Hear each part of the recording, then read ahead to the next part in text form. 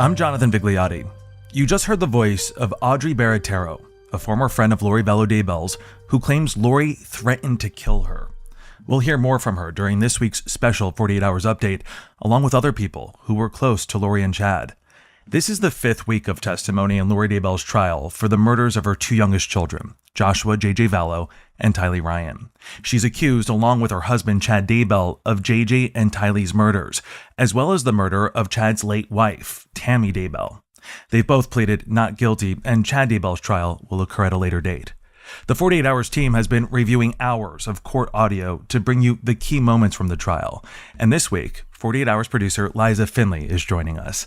Liza led production on all three of our prior television episodes on this case. She was the first 48 producer I worked with.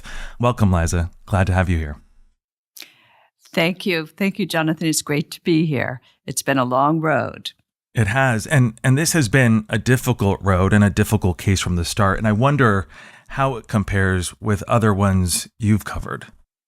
Well, I've been reporting on true crime for so many years, but some get lodged in your memory, and this is one of them. We have been on this story since it broke over 3 years ago, watching it unfold as it did, ending with the gruesome deaths of the two children. And that was heartbreaking. Everyone, you and I and everybody who'd been covering this, was rooting for a happy ending. And there have been so many unanswered questions along the way. And I finally feel, listening to this riveting testimony, that we were finally getting a clearer picture of what investigators say happened and why. One thought I've wrestled with throughout this journey goes back to a Time magazine cover I remember seeing in 1991. It's a totally black page with the title, The Nature of Evil. And the subtitle reads on this black page, does it exist or do bad things just happen? Wow. If bad things just happen, a lot of bad things happened in this case. Yeah.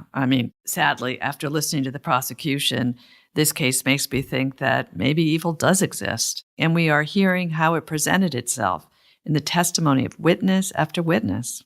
And let's get right into it. We heard a pretty shocking claim from Lori's friend Audrey Baratero earlier. What do we know about her?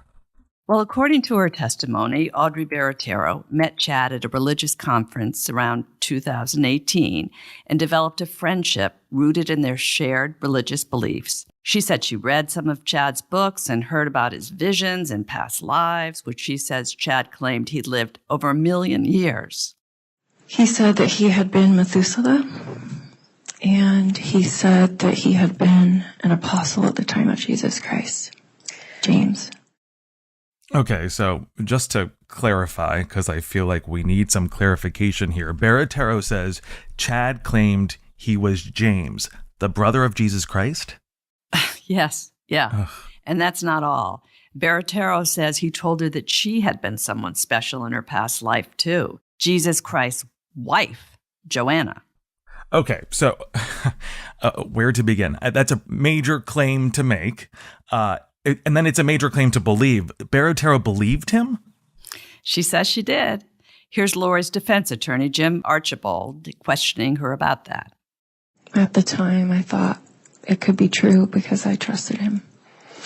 You thought it could be true because it sounded cool, huh? Is that a yes? Yes. It sounded amazing, right?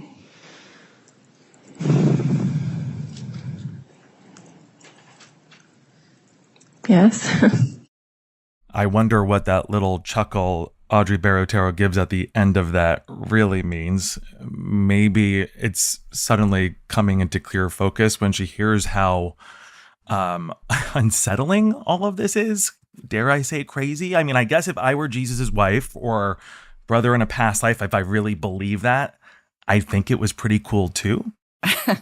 I think we all would, but it is a little out there. So that's what Lori's defense attorney, Jim Archibald, points out. In all these past lives, Baratero says Chad told her about, Chad is always someone important. She says Chad does eventually ask her to befriend Lori, right? Well, Baratero says she did befriend Lori. They met at a religious conference and developed a friendship over the phone. Baratero says she was invited to participate in something called a casting ceremony, in which an evil spirit is cast out.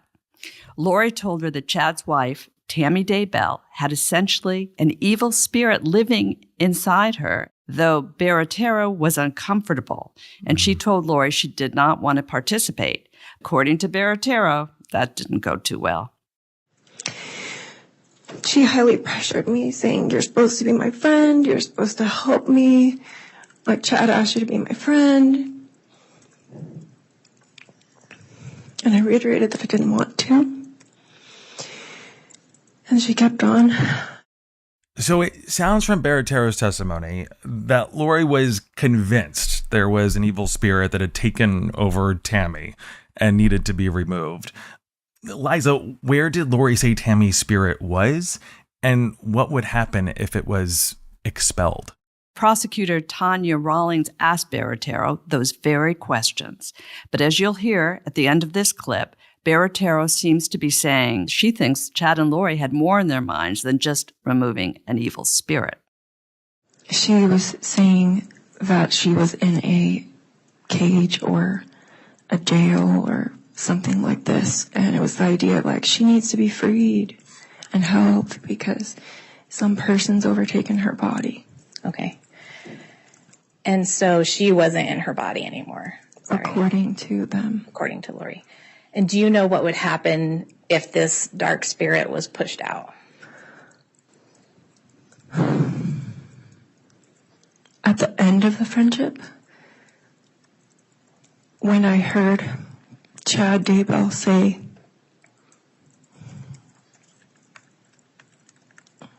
something to the effect of, "Why is the body still alive?" or something like that. Okay. I realized that they must have a different idea. Okay. Even further. Even further. And what did that mean? That they didn't intend for the person to be helped, I would think. That they didn't want the person to live. I mean, to hear someone say Chad was talking about whether people were still alive or not, prosecutors must find that pretty damning. Yes, but I don't think that's the most damning thing to come out of Baratero's testimony. Right, that sound that we played earlier where Baratero alleges Lori threatened to kill her. When did that happen, Liza? So Baratero says she went to visit Lori and her niece in Hawaii in October 2019. And on that trip, she learned Tammy Daybell had passed away. The trip was unpleasant. She says Lori was agitated. She was snippy. And Baratero returned to Idaho with Lori's niece. She says they were staying at Lori's house when she decided to end the friendship with Lori once and for all. I told her that I was going to go upstairs and pack my bag and just go to bed early because I didn't want to spend more time with her. And as I went to go and do that, I asked her the question, "Is there anything weird going on that I don't know about?" And she said, "No." "What do you mean?" And I said, "I don't know anything." And she said, "No." So I took her to her word because I'm a trusting person. And as soon as I turned to start to go up the stairs,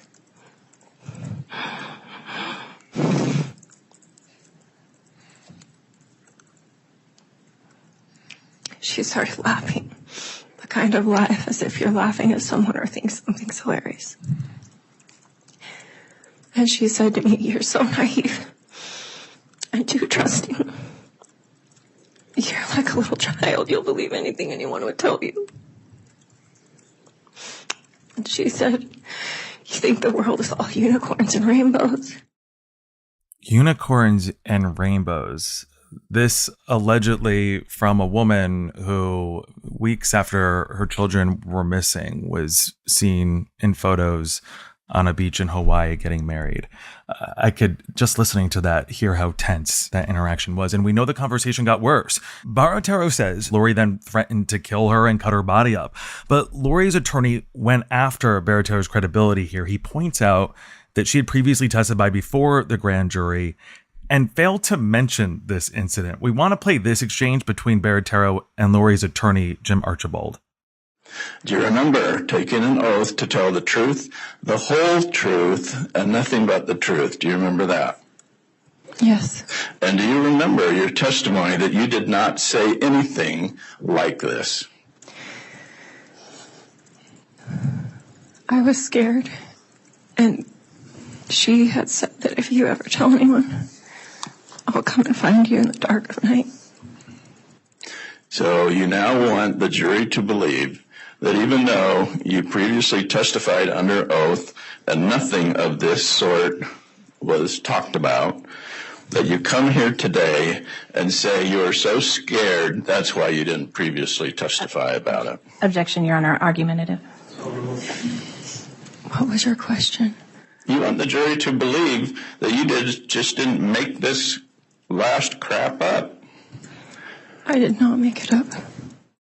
During her testimony, Baratero was very emotional on the stand, and we heard her mention Lori's niece a couple of times. That niece is Melanie Pulowski. There are two Melanies in this case, right, Liza? It can get a little confusing. Right, it really can. Lori had two women named Melanie she was very, very close to. One was her niece, Melanie Pulowski, formerly known as Melanie Boudreau. And then there is Lori's friend, Melanie Gibb. Now, you remember that Gibb is the friend who testified that Lori told her to lie and to tell the police that JJ was staying with her when they were looking for him in November of 2019. She's also the one who recorded that secret conversation between herself, Lori, and Chad that she later turned over to the investigators. So sticking with Melanie Pulowski, her husband, Ian, was also called to the stand last week. What was his role in this case? Ian Pulowski married Melanie in late November 2019. And according to his testimony, Melanie, quote, unquote, dumped all of her fears about what was happening with Tylee and JJ. And were some of the things you heard regarding Tylee Ryan and JJ Vallow? Yes. Did you have concerns for their safety or their well-being after what you learned? Yes. So what she told him scared him so much that he went to law enforcement with his concerns. And they asked him to record conversations that may be relevant to the investigation, which he did. Those recordings were not played. The judge did not allow them admitted into evidence. So we don't really know what was said. No, we don't.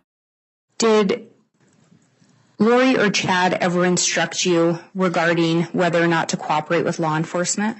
Yes. And what were you instructed? To cooperate as little as possible to avoid them. There was just kind of this arrogant, flippant attitude toward law enforcement. That it was just none of their business, and we needed to get out of town was another thing that they instructed us to do. And did those instructions come from both Chad and Lori? It was mostly Chad pushing us to get out of town. Both Chad had a more serious tone. Lori presented this lighthearted attitude toward cooperating with law enforcement, just to kind of avoid it. And was part of that telling you that some of the law enforcement officers were dark spirits or zombies? Yes. One of those dark spirits was Detective Hermosillo, who you might recall from the first week of trial when he testified that he found Lori's children buried in Chad's backyard. Pulowski says he was told that Hermosillo was one of the zombie officers and that law enforcement was out to get them. Liza, what else did Ian hear? I mean, it's just unbelievable. But Ian also testified that he heard Lori say that she could cast out Satan. Lori said that she was able to cast Satan out by folding him up into the shape of a taco and locking him in a box in Antarctica. Whew. I don't know how to react to that, so I think we just leave it right where it is. When we come back, testimony from those close to Chad's wife, Tammy Daybell.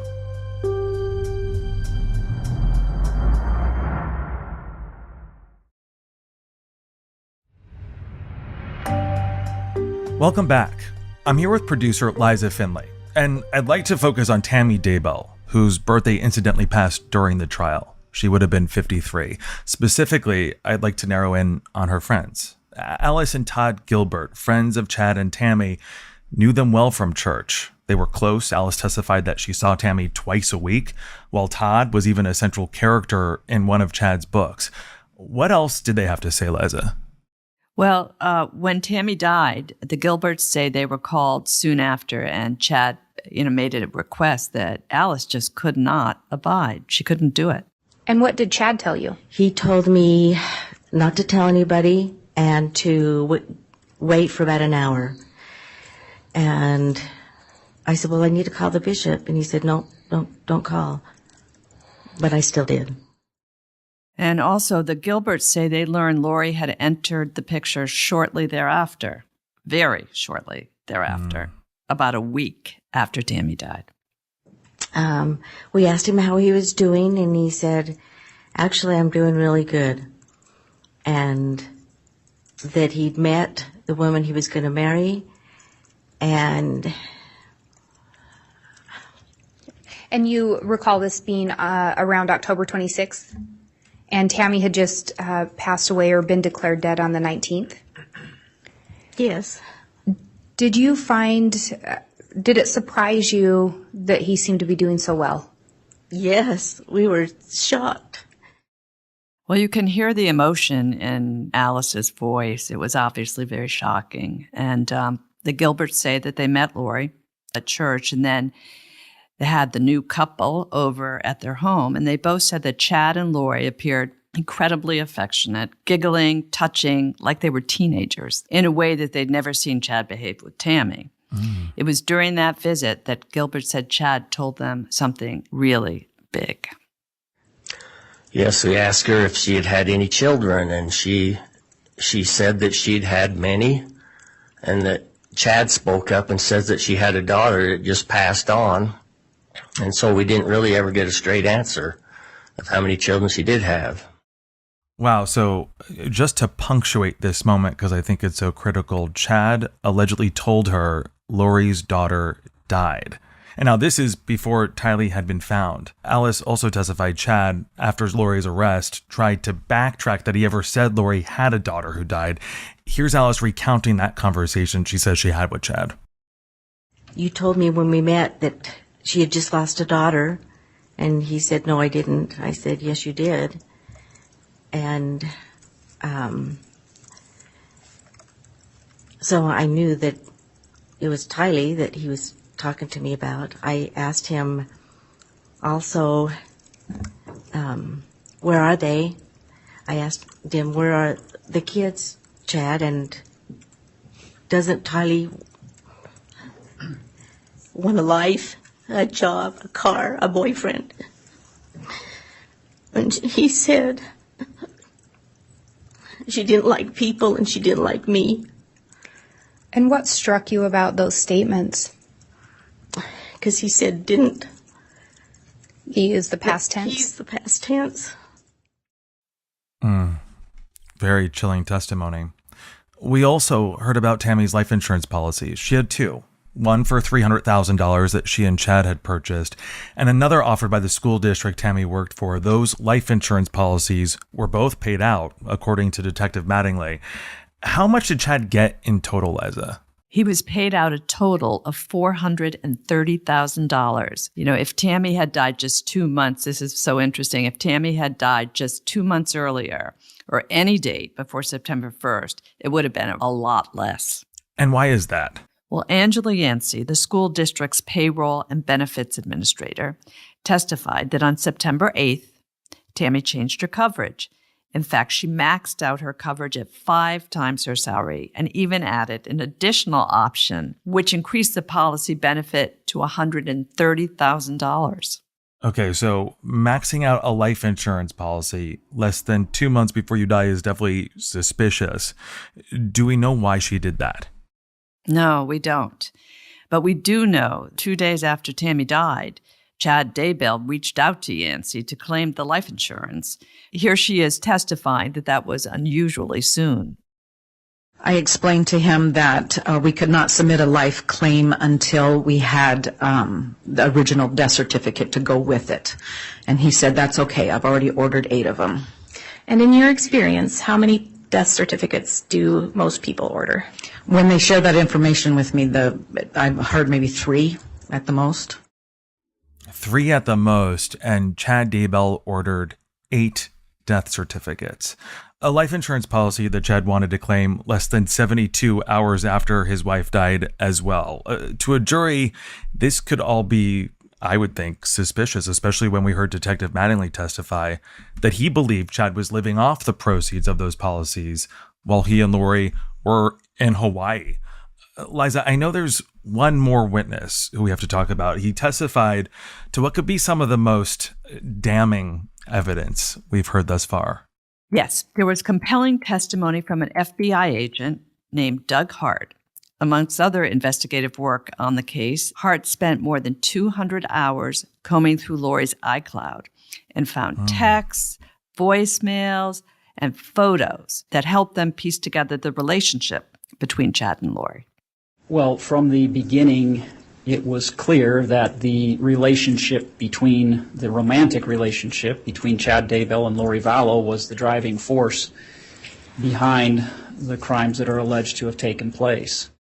So the text messages reveal that Chad and Lori were romantically involved before either of their spouses died.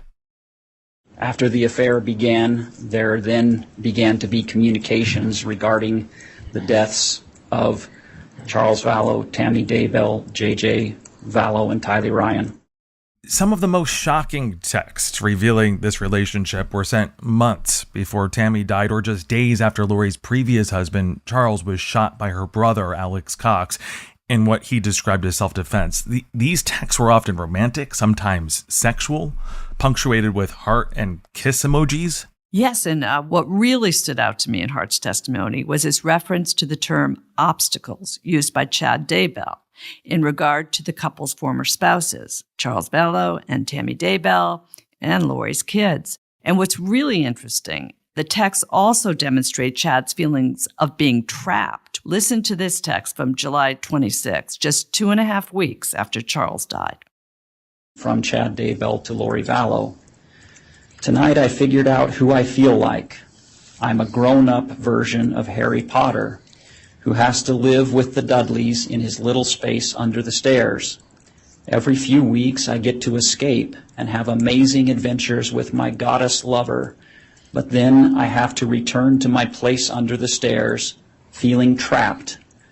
But I sense permanent freedom is coming. Then there's this text exchange before Tammy died. From Lori Vallow to Chad Daybell. I'm so alone without you, it is devastating. Line 824 from Chad Daybell to Lori Vallow. I feel so alone too. We are surrounded by celestial relatives that are simply obstacles. I'm so sick of it. Line 823 from Lori Vallow to Chad Daybell. Me too. What is it that you really want? Line 824 from Chad Daybell to Lori Vallow. I want to be with you. That is my greatest hope and dream. I would happily join you tomorrow if it felt like heaven would not strike us down.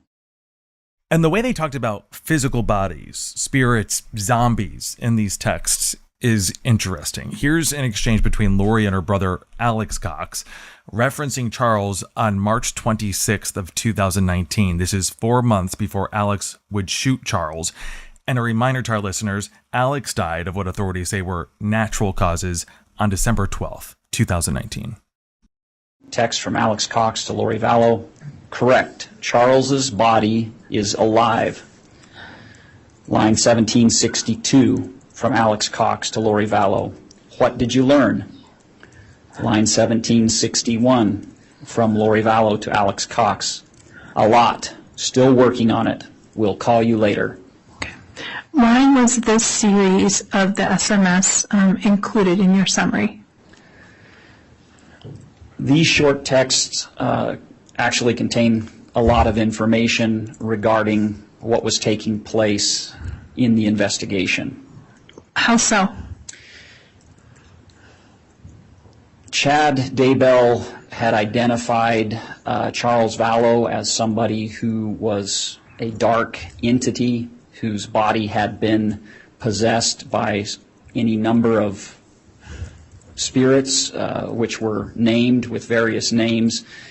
And so this first text, when Alex Cox is reaching out to Lori Vallow, he's affirming that Charles Vallow's body, his physical body, is still alive, and inquiring what Lori Vallow had learned about that, which she replied she had learned a lot and would contact him later. Here's another text. This is on July the 30th, 2019. Text from Chad Daybell to Lori Vallow. Yes, we might need to release a little steam when we talk. Anyway, this is the chart that checks what percentage mortals are still in their body. This number system it's a little hard to follow, but Hart testified that the numbers Chad refers to is a, quote, death percentage. It sounds like the closer a death percentage was to 100 or to a 0, the closer that person was to death. Lori's defense attorney, John Thomas, asks Hart this in cross-examination. All right, and you testified today that either being low percentage or a high percentage could mean death. Is that correct? That's my understanding. All right. So basically, isn't it your understanding that you really don't have an understanding about what's going on here as far as these percentages go? I disagree. I think that Chad Daybell's writings were inconsistent, but it's clear that he designated J.J. and Tylee and Tammy Daybell as he had them in his death percentages, and all three of those individuals ended up dead. Okay. It's not possible that this was all about fantasy, that it's more of a Dungeons and Dragons, pull out your 64-sided dice type of thing. Is that possible? Absent the three people being killed, perhaps. Here's more from Agent Hart. And so my question is, what happens when a person reaches a 0 percentage? According to the case, that means that they're ready for death. They're ready for death, or they're dead, or they're what? Well, clearly at that particular point in time, J.J. wasn't dead, but within 6 weeks he was.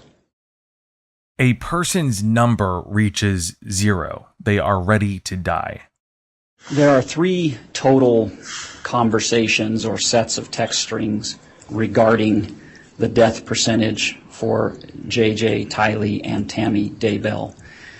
There's this one, there's another that occurs on July 30th, and then the third one occurs on August 10th. Listen to this. And what information did Chad Daybell provide to Lori Vallow about a number associated with Tylee? He indicates that she is at 0.13. And what number did Chad Daybell provide about JJ's death percentage? 99.99. He also mentioned a number system alluding to turn up the physical pain inflicted on Tylee. Text from Chad Daybell to Lori Vallow. Quote, she is at 0.13. I turned up the pain to 10 and placed a spiritual virus in her. Here's more from those texts. Now, turning to a text communication on July 29th, 2019, do you see that on slide 37? I do. Okay. Why did you include this text communication in your summary? I included it because of its references to causing pain to children. Okay. Can you please read those, the text communications into the records? Line 1877 from Chad Daybell to Lori Vallow. One question. Do you want me to cause pain yet to those 2 3s you're writing with? Line 1876 from Lori Vallow to Chad Daybell. Probably hold off on then till we arrive. They will be mistake to deal with, but I'll text you if they start acting up and we can zap them. Line 1875 from Lori Vallow to Chad Daybell. Miserable, not mistake. Line 1872 from Chad Daybell to Lori Vallow. Sounds great. Yes, if they are going to act up, we'll at least give them a reason to scream. I love, cherish, treasure, and adore you. The wonderful memories just keep coming back. The prosecuting attorney asked Hart why these texts were included in the presentation he prepared to accompany his testimony. The references to hurting children and giving them a reason to scream are relevant. Okay. In any of these references, and I think you've mentioned a couple of times that concept, did you ever see Lori Vallow protest, like, don't do that? No. Listen to this. Okay. And in this situation, looking at all of the messaging and communication that Lori Vallow had, did you ever see any evidence that J.J. Vallow was alive after September of 2019? No. Did you ever see any evidence that Lori was looking for him or trying to support him or help him after September 22nd, 2019? No. As for Tylee, did you ever see after September 8th of 2019 in any of her email accounts, any of the information, her text message, that Lori Vallow was looking for her? No. Did you ever find any evidence that Lori Vallow had that Tylee was alive after September 8th of 2019? No. And what's really interesting, based on these texts, Lori doesn't show much sympathy for those affected by the deaths around her either. Hart says she ignores JJ's grandmother, Kay Woodcock's pleas for Lori to let JJ attend Charles' memorial service. And then in another instance, from the day after Alex shoots Charles, there were texts from Lori to Charles' sons, Zach and Cole, informing them of their father's death, but not telling them how he died. The sons text asking for answers. Isn't that correct? Right. And Lori was not responding to them. But according to Hart, she was still texting Chad. Here's an exchange from just 3 days after Charles Vallow died. From Chad Daybell to Lori Vallow, I need so badly to just gently kiss you for hours. Line 2888. From Chad Daybell to Lori Vallow, it would likely lead to other activities. Line 2887, from Lori Vallow to Chad Daybell, likely or luckily. Line 2886, from Chad Daybell to Lori Vallow, it would luckily lead to nakedness. It's quite a text. And it's clear that Charles's sons are incredibly frustrated by the radio silence based on this text from the next day. They also expressed concern that they haven't heard from the children, Lori's oldest son, Colby, and Tylee and JJ. Okay, Lori, it's been 3 days. You let us know our father passed away over a text message. 3 days, and we haven't heard from anyone. The only information we have is that one text from you saying he passed away. You disappeared after that. We need any information you have. What happened? When did it happen? How did it happen? Where is he now? Are there any funeral plans? And can Zach and I be part of it? We talk to him all the time, and now he's gone. He was our dad, and we loved him very much. We deserve answers. Also, why have you been the only one to contact us? We haven't heard from Colby or Tylee. I know they are affected too.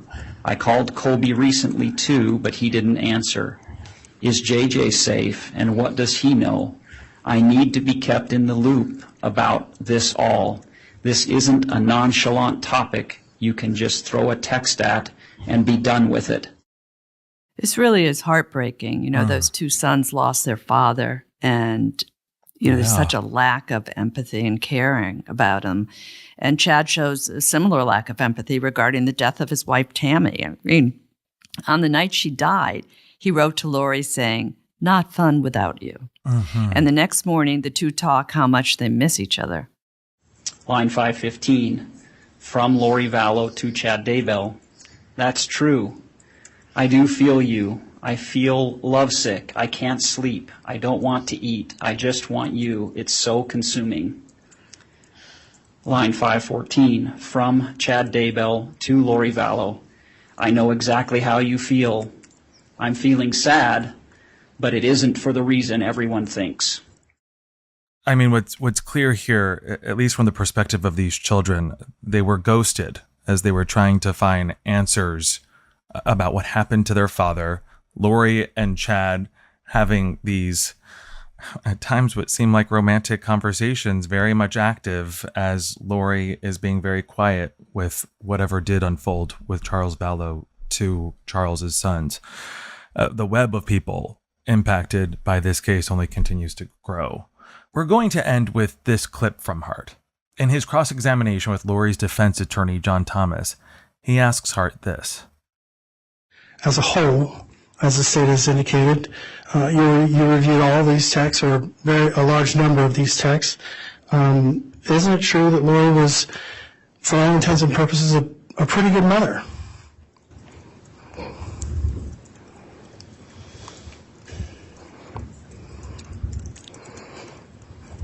With the exception of what happened to her children, yes. Our team at 48 Hours will continue our reporting on the Lori Vallow Daybell trial.